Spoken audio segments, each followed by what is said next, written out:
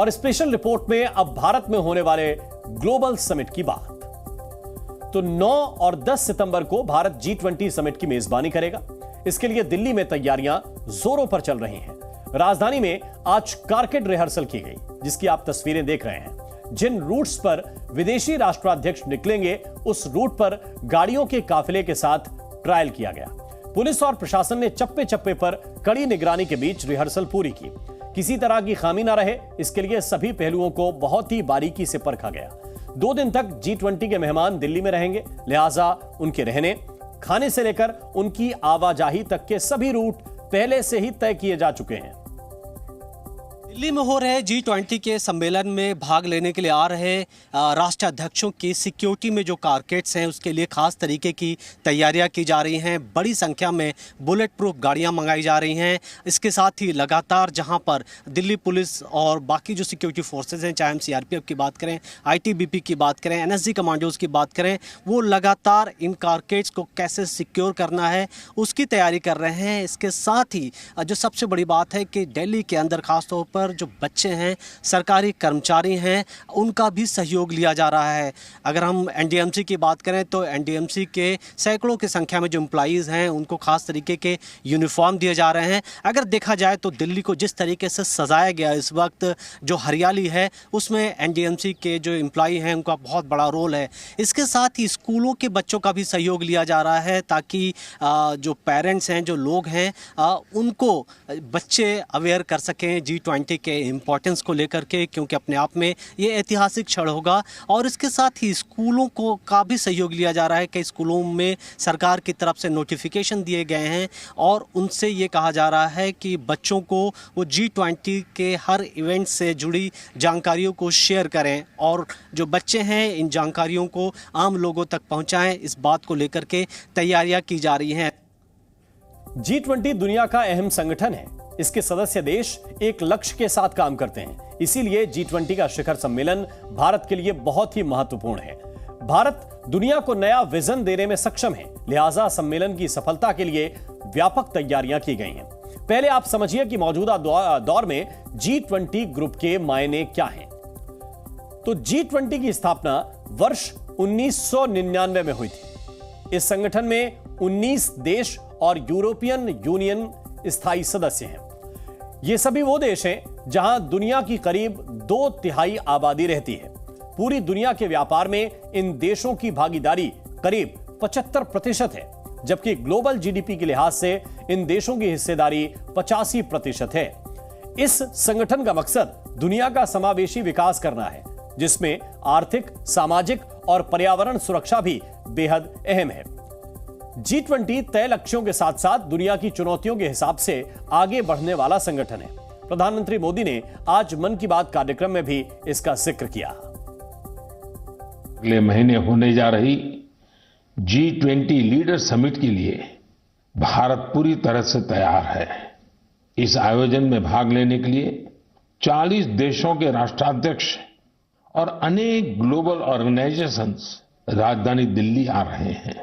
G20 summit के इतिहास में ये अब तक की सबसे बड़ी भागीदारी होगी। अपनी प्रेसिडेंसी के दौरान भारत ने G20 को और ज्यादा इंक्लूसिव फोरम बनाया है। भारत के निमंत्रण पर ही अफ्रीकन यूनियन भी G20 से जुड़ी और अफ्रीका के लोगों की आवाज दुनिया के इस अहम प्लेटफॉर्म तक पहुंची।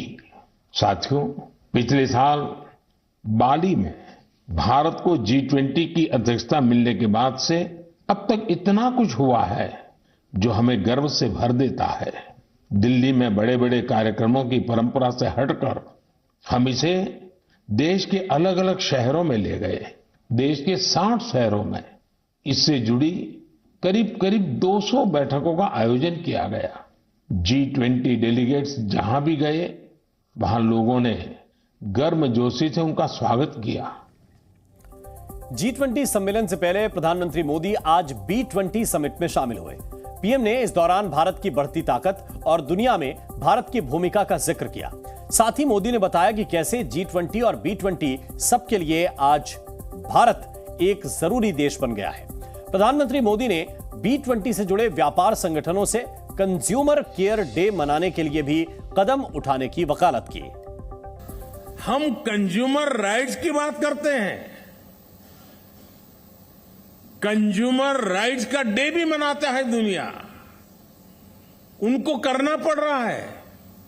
क्या हम इस चक्र को बदल करके जैसे कार्बन क्रेडिट छोड़ करके ग्रीन क्रेडिट पर जाएं, वैसे कंज्यूमर राइट डे की दुनिया पर मजबूरी के बजाय हम कंज्यूमर केयर की बात करने का नेतृत्व ले सकते हैं।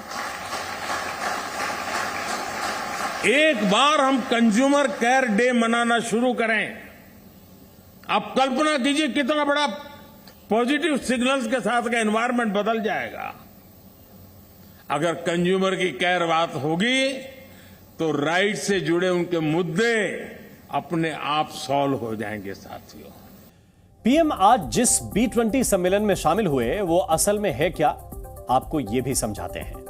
B20 बिजनेस से जुड़ा हुआ वर्ल्ड फोरम है। इसमें G20 के सदस्य देशों के व्यापार संघ शामिल हैं, जो लगातार व्यापार से जुड़ी चुनौतियों पर मंथन करते हैं। B20 की स्थापना वर्ष 2010 में की गई थी।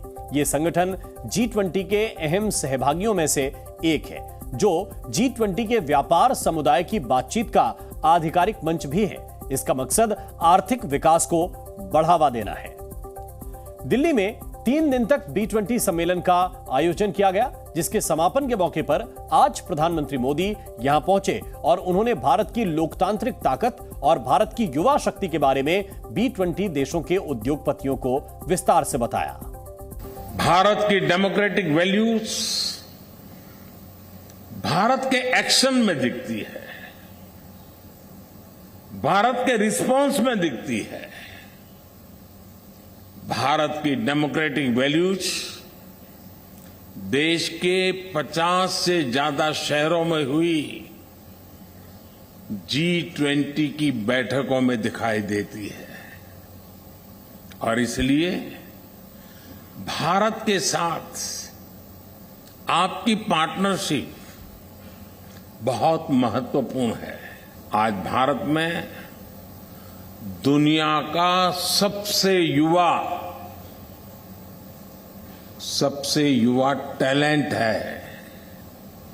आज भारत इंडस्ट्री 4.0 के इस दौर में डिजिटल रिवॉल्यूशन का चेहरा बना हुआ है। भारत के साथ जितनी आपकी दोस्ती मजबूत होगी, उतनी ही समृद्धि दोनों को मिलेगी। G20 शिखर सम्मेलन दिल्ली में होने वाला है, इसीलिए दिल्ली वालों की जिम्मेदारी सबसे ज्यादा है। लिहाजा तैयारियों का जायजा लेने दिल्ली के उपराज्यपाल वीके सक्सेना लगातार फील्ड पर हैं। वो हर एक इंतजाम को बारीकी से परख रहे हैं। एलजी ने इंडिया गेट के इलाकों का दौरा किया। इस दौरान उनके साथ कई अधिकारी भी मौजूद रहे। वीके सक्सेना ने पैदल ही इंडिया गेट सर्किल का दौरा किया और अधिकारियों को कई निर्देश भी दिए। उपराज्यपाल ने साफ सफाई से लेकर सुरक्षा व्यवस्था तक सभी चीजों का जायजा खुद लिया। वीके सक्सेना इससे पहले भी तैयारियों की समीक्षा करते आ रहे हैं। ये समय जो है, इस वक्त हम तैयारी कर रहे हैं G20 की, जो देश में एक बहुत बड़े उत्सव की तैयारी है। आप इमेजिन करिए कि लगभग 40 कंट्री के अध्यक्ष जो हैं वो यहाँ पर आने वाले हैं, जो दिल्ली में लगभग 3 दिन रहेंगे। तो ये देश के लिए एक बहुत बड़ी अपॉर्चुनिटी है अपने को शोकेस करने की। तो इस वक्त सारी तैयारियां उसी की हो रही हैं। दिल्ली को जो एक हमारा सपना है कि हम उसे बिल्कुल क्लीन ग्रीन बनाएं, उसको भी पूरा करने का काम कर रहे हैं। इसमें सभी डिपार्टमेंट जो हैं मिलकर बहुत कंधे से कंधा मिलाकर काम कर रहे हैं। और आपने देखा होगा किस तरीके से रोड्स को क्लीन करने के लिए जेट स्प्रे यूज़ किया जा रहा है, सकर्स यूज़ किए जा रहे हैं, जैसे कि कहीं गटर में कहीं कोई गंदगी है उसको सक कर लिया जाए। सब तरीके से दिल्ली को चमकाने की कोशिश की जा रही है। मैं इतना भी ज़रूर कहना चाहूँगा कि G20 के बाद हमारी कोशिश हो कि दिल्ली को उसी तरीके से मेंटेन किया जाए। दिल्ली देश की राजधानी है और हमारी कोशिश होनी चाहिए कि दिल्ली हमेशा जो है चमकती हुई नजर आनी चाहिए। दिल्ली में G20 की बैठक के लिए खास तैयारियां की गई हैं। एयरपोर्ट से लेकर होटल और जहां इवेंट होंगे उस भारत मंडपम तक शानदार सजावट की जा रही है। मेहमानों के स्वागत में कोई कसर न रह जाए, इसके लिए केंद्र और दिल्ली सरकार के विभाग तैयारियों की लगातार मॉनिटरिंग कर रहे हैं। एयरपोर्ट से लेकर नई दिल्ली, साउथ दिल्ली और प्रगति मैदान का इलाका सजाया और संवारा गया है।